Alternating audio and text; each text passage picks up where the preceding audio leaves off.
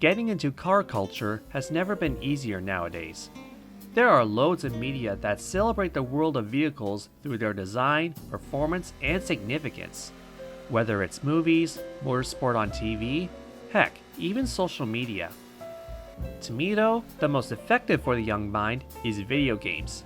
It's basically a cheap way to get a glimpse of what cars feel like to drive and how cool it is to work with limitations. It's almost like these cars are characters you control in a video game, like Mario or Crash. Naturally, us gamers grow attached to some cars more than others, especially when a game presents it as a force to be reckoned with.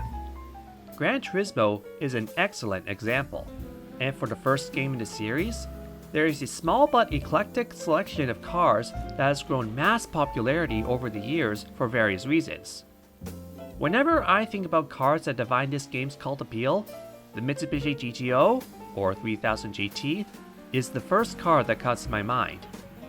This is extremely notable since the 3000 GT is rather underrated by the JDM group. For a while, I was one of them. I've only fallen in love with this car a couple of years ago. That's not to say I ever disliked this car as a child, it's just my list of cars I really liked was very limited until GT5, but that's a different story.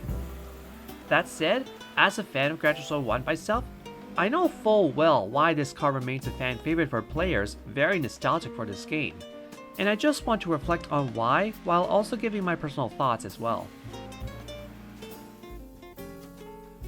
I think a good indicator to how the GTO got its popularity is the arcade mode selection. It's a good place to go if you don't want to spend cash in simulation for now.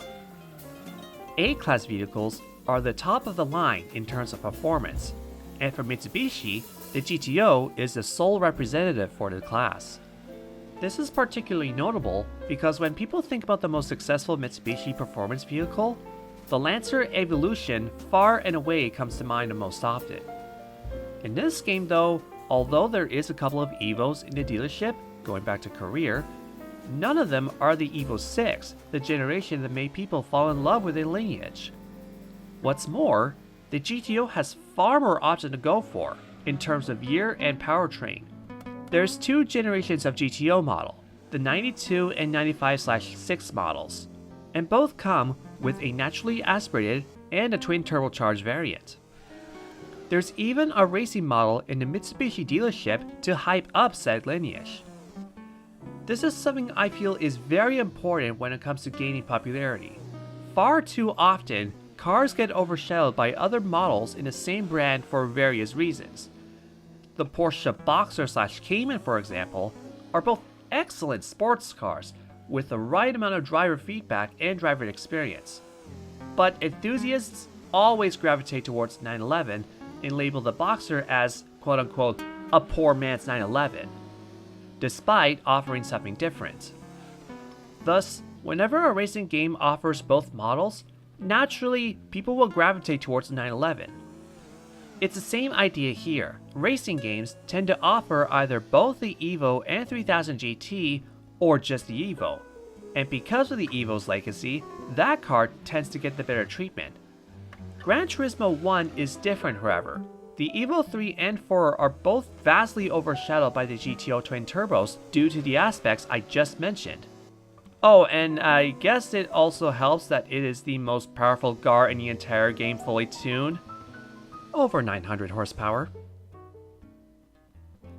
Yep, once equipped with all upgrades and tuning the suspension and transmission accordingly, this car is a menace on the track. It's four-wheel drive, meaning it's excellent off the line and is very beginner friendly around corners compared to the other vehicles in the game. And it's of course become even better once given the Puma inspired racing modification.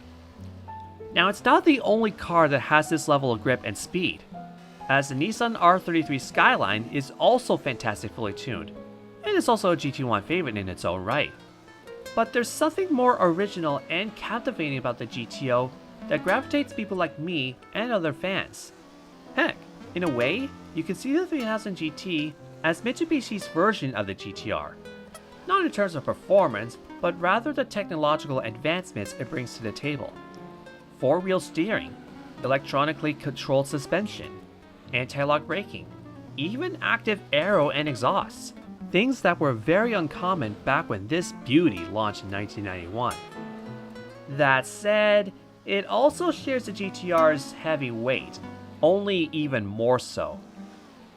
Over 1,700 kilograms, around 200 more than the R33.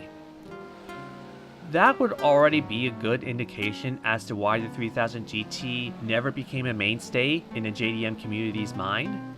Not to mention that, according to the GT7's in-game description, it was, quote, aimed clearly towards the American market, end quote. But I think another reason to add is the technology the GTO pioneered were better suited for lightweight vehicles, such as an adjustable wing or ECS, while the GTR's tech was designed to accommodate for its heavy weight. Now, the advantage of the Mitsubishi is when you take away the desire to go as fast as possible, it could potentially be a really good cruiser or GT, like the other big Japanese sports cars in the 90s, like the Supra or 300ZX. But I don't know, I might as well wait for the Beers and Cars review to get a final conclusion. As I said, my love for this car was a lot later than it should. I remember the year being 2019. The 1991 GTO arrives in the August update along with other JDM icons in Gran Turismo Sport. And just like every car review by HSG in Gran Turismo, I like to check the comment section. Unlike virtually every other GT Sport car review featuring old favorites like the Mazda MX-5 Miata, Nissan Skyline GTR, Honda NSX Type R, or even Dodge Viper GTS, the comment section for the Mitsubishi has plenty of people explaining how they fell in love with the car back in Gran Turismo 1, and how amazing of a car it was back then. I knew it was a fan favorite before for GT1 fans, but I didn't know said fans would share their experience on a completely different game, especially with how overshadowed GT1 is. It makes me feel happy that there was a car in a game I hold dear to my heart most people associate with together. I felt those fans deserved more, so I used the 1992 Twin Turbo as the demonstration car for GT1 when I made a special stage with 11 lap guide 2 years ago. Holy shit, it's almost 2 years now? The video was in development as early as December 2019, so I had a lot of time to reflect on the GTO, and I got it very fast.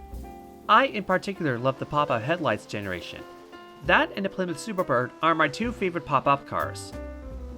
Now a year later, I made a GTO LM car review for Gran Turismo 2, in which I was harsher than I would like to admit, but it was primarily because of it being a licensed prize car compared to being a purchasable vehicle, like it was here. I still wouldn't say I'm a massive fan of the car, even in GT1, but I have grown attachment to it. It's mad fast off the line, and acceleration is important, no matter how you slice it. Currently, I'm taking interest in the naturally aspirated version of the road car as a lovely alternative option. Overall, the Mitsubishi GTO is one of the biggest highlights of Gran Turismo 1. It looks great, has incredible upgrades, offers plenty of options, and remains a great conversation piece for fans of the game. If you ever decide to take a look back to GT1, I highly recommend trying this out once you get the chance. That's gonna be it for now. Fluffy pillows.